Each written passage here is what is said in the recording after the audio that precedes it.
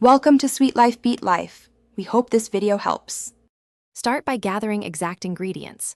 115 Oz can pumpkin puree, 112 FL Oz can evaporated milk, 2 large eggs, and 3/4 cup granulated sugar. Add spice measurements. 1 teaspoon ground cinnamon, 1/2 teaspoon salt, 1/2 teaspoon ground ginger, and 1/4 teaspoon ground cloves for balanced flavor. Use a ready-made 9-inch pie crust in a 9-inch deep dish pan and have a mixing bowl, whisk, spatula, and an oven preheated to 425 degrees F, so everything is ready for quick assembly.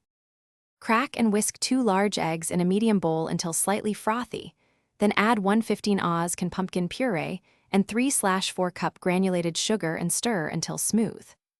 Gradually blend in 112 FL Oz can evaporated milk, 1 teaspoon ground cinnamon, 1/2 teaspoon ground ginger, 1/2 teaspoon salt, and 1/4 teaspoon ground cloves until fully combined and silky. Pour the filling into the unbaked 9-inch pie crust sitting in a 9-inch deep dish pan, smoothing the top with a spatula for an even bake.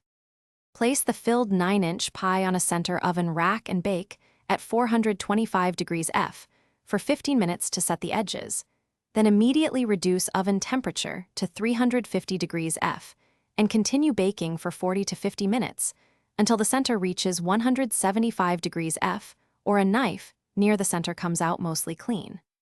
Remove and cool on a wire rack for 2 hours, then chill in the refrigerator for 2 to 4 hours to fully firm. Store covered in the fridge up to 4 days or freeze for up to 1 month. Thanks for watching. Consider subscribing if we helped you.